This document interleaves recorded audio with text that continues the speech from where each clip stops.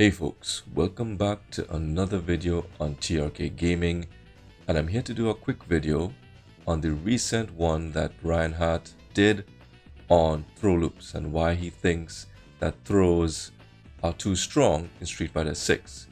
Now, in order to see that video, you can check the link in the description of this video, so you can go and take a look, and also give him a like, a subscribe. Because he does make very good content, very informative stuff on fighting games. Now, I tend to agree with him because I thought definitely in Season 3 patch, we would have seen some sort of change to throws or some sort of new mechanic to help us to deal with the throw loops.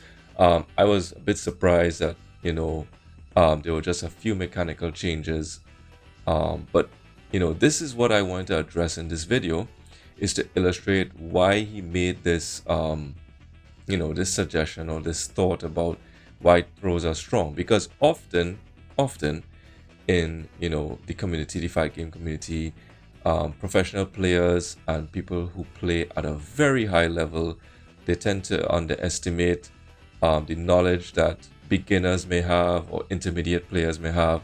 So I'm just going to recreate some scenarios in the training arena to show you what he's talking about, because often we think, well, that's just part of the game, we have to learn to deal with it, there are solutions to it, but I'm going to show you why he thinks that throws are strong. And this is something that I have always tested in the training arena, and I knew that from a long time that there was no clear definitive way to deal with this move, and it's a very simple move. I mean, Ryan expressed it in his video. You could go check it out. He said, it's basically you press two buttons together, light and short, light punch, light kick, and you get this move that does 1200 damage. And if you caught parrying, trying to perfect parry or something like that, you get twice the amount. That's 2000, roughly 2400 damage or something like that. Some crazy number. I know it's 2000 plus, but for something that is so simple to execute, and it's so oppressive, there isn't a clear-cut mechanism in place to help us deal with it. I want to show you in the training arena why people are saying that throws are strong. I'm going to show you some of the defensive options that people use and why it's not a clear-cut decision to make, right? And you can make your own judgment, your own assessment on whether we should keep this in the game, right? So right now, I have a few recordings, and I've recorded, Ryu doing a basic combo that knocks you down, and upon getting up, he will give you a meaty throw, right? And what that means is that if I try to press buttons, if I'm caught pressing buttons, his throw will eat my buttons up, basically, right? So it will look something like this, right? Oh, I'm not supposed to be blocking, so allow him to go through the combo, and upon wake up, I'm going to be mashing. So you can see I'm mashing my jab, but his throw will eat up my jab, right? I'm mashing my jab, I'm mashing, no, right? And in this recording, what's so unique about this recording is that I made Ryu go for a forward throw, because obviously you want to keep your opponent in the corner, right? But I made him block immediately after, right? Crouch block.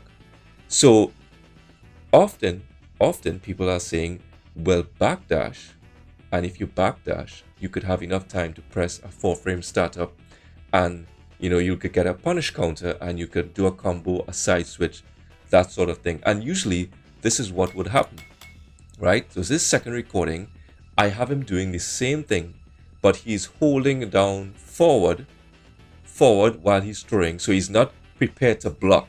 So this is why if I backdash, right, let me just see if I could get my backdash timing, right? You see, I landed a punish counter because the real player was holding down forward and didn't block in time, right? So he's holding forward for a little longer than in the first recording, so I'm able to get the punish counter off.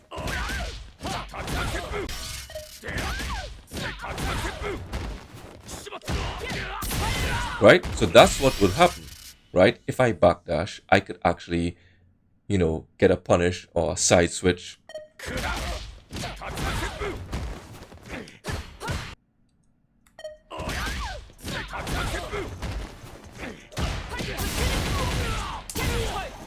Right, so I could get a side switch, right?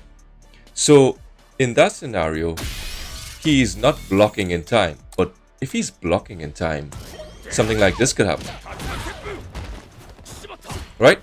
It doesn't work, right? So he has enough time to whiff his throw and then block. And because of that, high-level players know this, right? So they know not to hold down the forward for too long while they're going for the throw.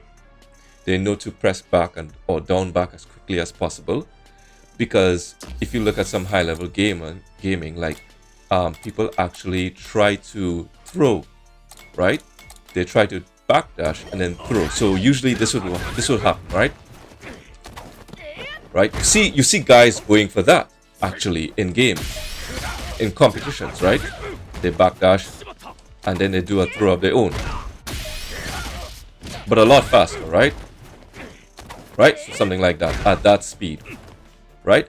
But what could happen, and this is so strange, you could actually, after whiffing your throw, have enough time to mash your throw down again, and actually it would turn out that I would be the aggressor, and with the new change to the drive gauge meter, so those who throw tech will actually get more drive gauge, right? So if you tech a throw now with the new changes to season 3, you actually get drive gauge back from teching someone's throw. But in this scenario, if he whiffs his throw and I try to throw him, right, he will have enough time to mash throw again and tech my throw.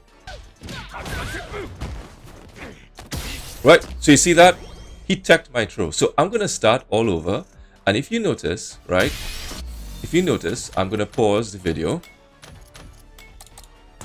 If you notice, I set the drive gauge to the point initially where I have 3 bars, right? So you can see I have 3 bars of drive gauge. He has 2. Now, after getting the combo, he will build up some drive gauge. So we might be even at that point. But if I backdash and I try to throw him as a punish to him trying to throw me back, but he's mashing throw, he would tech my throw and end up at the end of the engagement with more drive gauge than me, and he still has me in the corner. So this is what it'll look like. Right, I'm gonna pause the video. Look what happened. That's right. Upon that interaction, I started off with more drive gauge than him. Now he has actually 1 extra bar of drive gauge ahead of me. And that's crazy. That's why, the professionals are actually saying, they're showing you this is why throws are oppressive and are very strong. Right? I'm going to show you another example of, people will say, you can neutral jump or you could forward jump out of it. There are other options. But if you're playing against a person who's a Shoto, and now mind you, it takes a lot of skill to execute these movements, to be able to whiff a throw and have the timing to DP somebody or to cross-cut somebody. But I did some basic recordings of him doing that, right? So let's just say I want a neutral jump. Let's just say I try to neutral jump. He could have enough time to DP me, right? And that was a pretty early DP. He could have waited even a little longer. And if I try to jump over him, he has enough time to cross-cut me. Right? So, and other characters who don't have a DP, they could, do some anti-air normal and still, or jail me in the corner. Right? Or still put me back in the corner. That's what I'm trying to show in these examples. So you think backdash, I could still lose. If I try to neutral jump, I could still lose. If I try to jump over him, I could still lose, right? And what else do they have? Let's just say, for example, you are playing for Zangief, right? Now Zangief, he could actually backdash and do a command grab. So grapplers will have a solution for it, because even if you say I backdash and Ryu whiffs his throw but tries to mass throw right after, he wouldn't be able to tech a command grab, right? So let's just say this is the second recording, the third recording where he's mashing throw right after. Let's just say I backdash and I try to throw him. Well, I actually did my throw a little too late. Right, so in that scenario, I try to throw him, right, tech my throw. But if I do my command grab,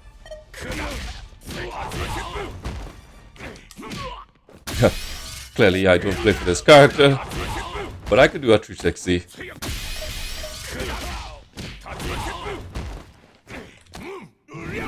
Right, so I could actually backdash and have enough time to do a command throw, right? Command grab.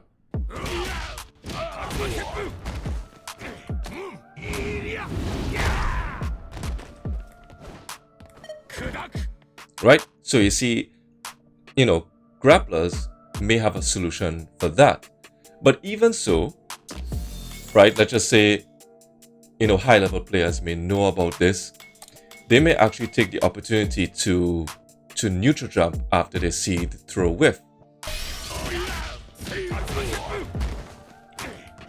Right, so you see, I can actually backdash, and if I try to go for my command grab, it misses, right? So, even then, let's just say right after he whiffs his throw, if he tries to backdash,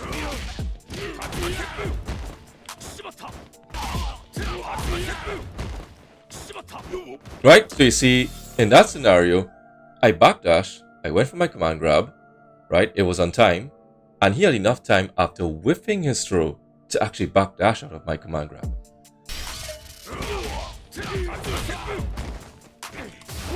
Right? So the EX misses as well. So, throws are very strong, right? So these are just some illustrations as to why, and all I'm doing is just to illustrate. I'm not trying to sway or persuade you in any direction to go along with what Ryan is saying or what I'm saying. I'm just showing you why professional gamers and a lot of people in the fight game community and Street Fighter players are saying that this is very strong, right? You have enough time to throw, whiff a throw, and actually have time to respond to your opponent's countermeasures. So it seems right now, 2 years into this game, there is no clear, definitive way to deal with throws in this game. And that's all this video is about. That's what I'm trying to illustrate for you guys. And I hope this was informative, because often, like what I said before, we hear a lot of professional gamers talking about the game, and we think that, they're trying to be elitist or to show us up as average players or beginners, like we don't know what we're talking about. So I'm just trying to bridge that gap between why they are saying that and for the common gamers like you and myself, so that we could understand the reasons behind what they're saying. So I hope that you could formulate your own opinions based on this video. Check out the original video from Ryan Hart, and like I always say, despite the changes that were made or were not made in season 3, keep practicing, keep training, keep getting better at Street Fighter 6, and guys, I will see you in the next video. Peace. Later.